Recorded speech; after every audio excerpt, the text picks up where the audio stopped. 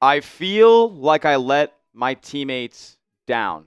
That's what Josh Allen said in the post-game press conference after the Bills lose to the Denver Broncos 33-30 in the AFC Divisional. You're watching the Bills Breakdown by Chat Sports. I'm your host, Tyler Smith, and I am also in pain, much like all of you watching this video right now. The Buffalo Bills season is over, and on today's show, we're going to react to how it all went down in Denver. Before we do, though, make sure you go down below, hit that like button, subscribe to the channel, and go comment down below what your thoughts were on this Bills loss to the Broncos.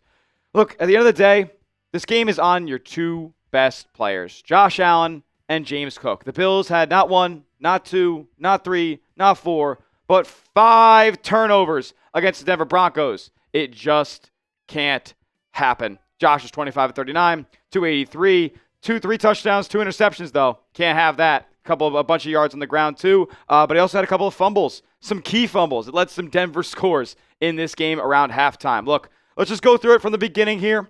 The Bills defense comes out, and they were kind of getting driven down the field on, right?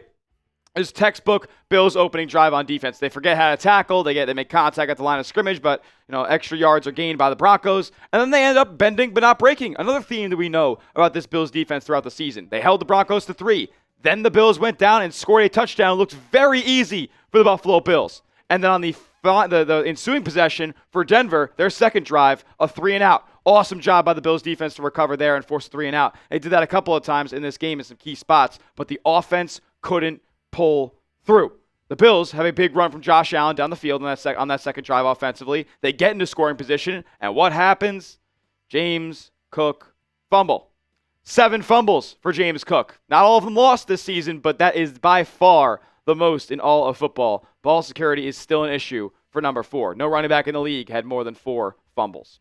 So James Cook fumbles there, and the Broncos go down and score. So the Bills are already down after they could have made the game 14-3. It is now 10-7.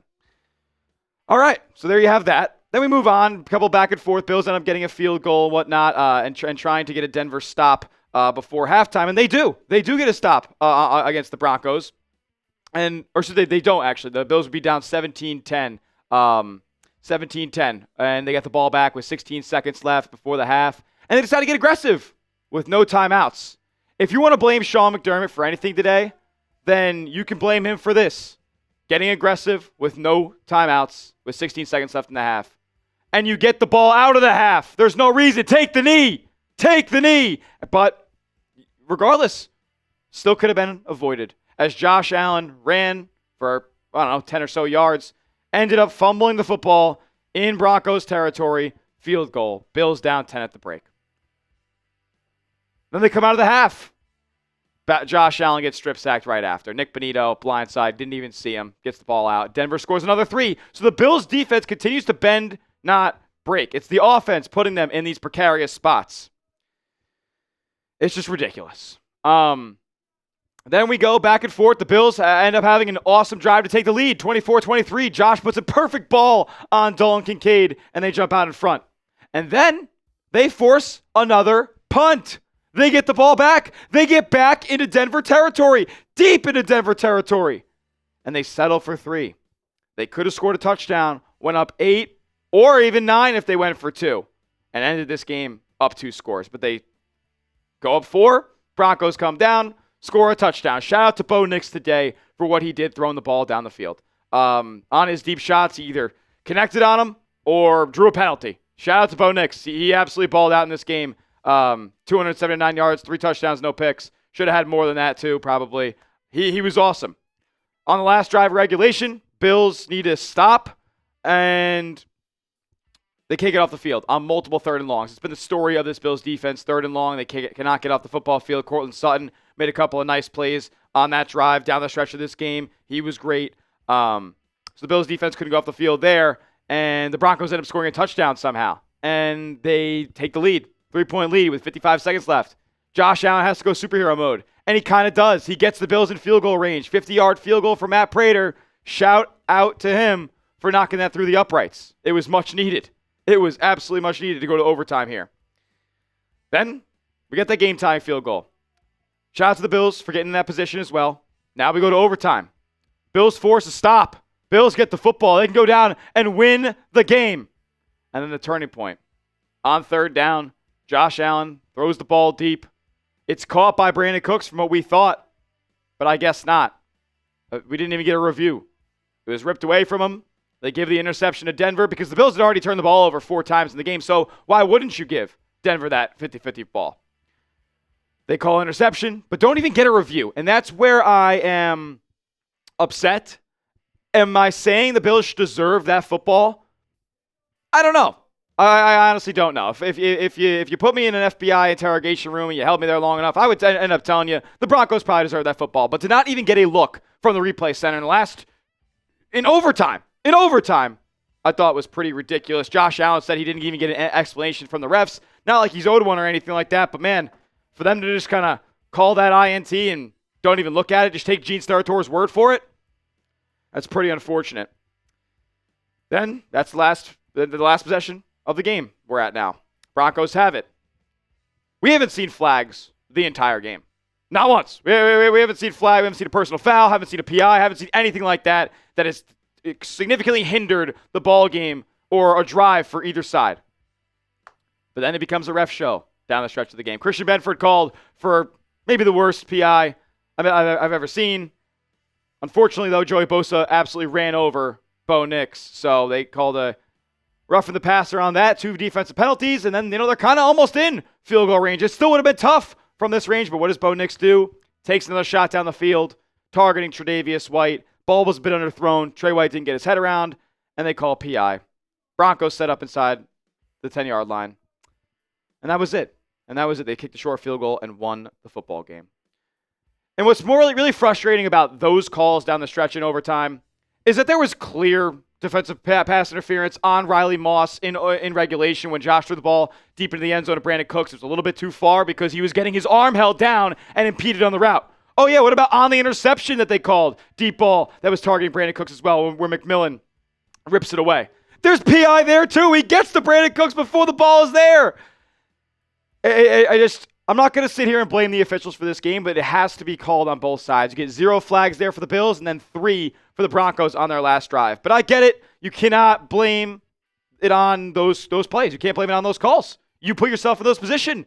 If you just don't turn the ball over right before half, you win the game by 3. It's that simple. Slow start for the defense, 5 turnovers from your offense, 4 from Josh, 1 from James Cook. So your 2 best players lost you this football game. Again, you'd want Brandon Cooks to come up with that football, but he was joined the team 6 weeks ago. He was jobless 6 weeks ago. Conservative overtime approach, too. Shout out to Cover One for pointing out these things on Twitter. You could have went up 8 points in regulation as well. So a conservative down the stretch play calling for the Buffalo Bills. I'm not going to say that this is on the coaches because it's on the players, I think. And then the officials changed the ball game on the last drive. Who's to blame for this loss for the Buffalo Bills against the Denver Broncos? We're going to break down more of this game, a couple of individual performances on the defensive side of the ball in the back half of today's show. And then we may even talk a little bit about Sean McDermott and Brandon Beane and their futures here as the offseason has begun. But let me know down in the comment section who's to blame for the Bills' loss to the Broncos. We'll talk about it in a second. First, I got to tell you guys about our sponsor on the show, Prize Picks. Whether you're starting a new routine or making player picks for the first time, Prize Picks makes it good to be right. With the best daily fantasy sports app in the game, there's still playoff matchups going on every weekend, elite hoops action almost every night. Prize Picks lets you take control with the best daily fantasy sports app in the game, where all you guys got to do is pick a lineup from 2 to 6 players and just pick more or less on their projected stats. And I use Prize Picks all the time. I used it for this game. I'm going to continue using it this playoff weekend because it's so easy. All it takes is 60 seconds to create a lineup, and you could up to 2,000 times your money in one single lineup. Prize Picks is the best because of the features that they offer as well, like early payouts. So if your lineup gets off to a hot start, you may have the chance to cash out those winnings before the games even finish up. It's also becoming a community event as well, where you can copy other players' picks, celebrities, creators like myself, your friends, with the new social feeds feature on Prize Picks. If you guys want to see my lineup for this game, it didn't end up going all that well, but we had James Cook tapped for more than 75.5 rushing yards. He ended up getting the job done there. We did have him get in the end zone, though, so that didn't work out. And then R.J. Harvey only had a 12-yard rush on his longest one of the game. But you see that C.J. Stroud max discount there. Take advantage of that for a free green square in your Prize Picks lineups. Download the app today and use the code CLNS to get $50 in lineups after you play your first $5 lineup. That's code CLNS to get $50 in lineups after your first $5 lineup. Prize Picks. It's good to be right, and all that information is clickable down in the comment section and description of today's video. I want to talk about a couple other guys who I think it's stuck out to me in this game. Keon Coleman made a big-time play, had a touchdown in this one, broke a tackle, reached over the line. I thought he was pretty solid, even though he only had the one catch. He did drop a ball in the back of the end zone, wide open touchdown. It was a holding call anyway, though. It got wiped off the board. Dalton Kincaid, I thought, played solid, had a big-time catch to give the Bills the lead in this game. 6 grabs for 83 yards and a score. He is the key to this Bills offense, but Dalton Kincaid can't be your number one option on offense. Maybe he can be, but you need some better supporting cast members. The dime store receivers are just, it's not good, man. You need better players out there, and that's Brandon Beane to blame for that. Shakir had 7 grabs for 75 yards in this one. A couple of nice catches and runs for him that have set the Bills up. I think it was the last possession of regulation that Khalil Shakir had that big catch and run to set up the field goal. Mecole Hardman had a touchdown in this game, too. Shout out to him. He ended up having a drop late in the game, but it was a really tough throw. He was open, too, and Josh could have just floated it in there, but it ended up being too low for him to come up with. Even though I'm saying this about all these receivers, it feels like most of them had a decent day. Dawson Knox played okay, too. 3 catches for 32 yards, couple of first downs picked up by him. I don't know what to say about this, man. Josh Allen visibly distraught in the postgame. He should be. He should be. He says he feels he let his teammates down. I think he did. In this game. There's no reason that we have to fumble that ball right before halftime. I can't blame him for the strip sack right out of the half, but that was actually on Shakir, who didn't chip Nick Bonino off the edge and didn't send him inside toward Deion Dawkins. But this is on Josh at the end of the game, man. At the end of the day. At the end of the day, this is on 17. But I won't lie to you guys and say that Brandon Cooks catch interception won't keep me up at night, because it was absolutely brutal. Somebody who I do also want to talk about, Deion Walker. I mean, the steal of the NFL draft. I'm saying it right here, right now. That one PBU, that's an interception. He picked off Bo Nix at the line of scrimmage. He's a big body. He's going to be in the middle of the field for a long time for the Buffalo Bills. I'm so glad they have him. Speaking of D tackles, Ed Oliver didn't really do much in this game because he re-injured his knee in that first half. His last play was right before the halftime break, and he did not see a snap in the second half after suffering that meniscus setback in his bicep recovery. He seems to have tweaked his knee again, and the Bills didn't want to risk long-term injury for him in the second half.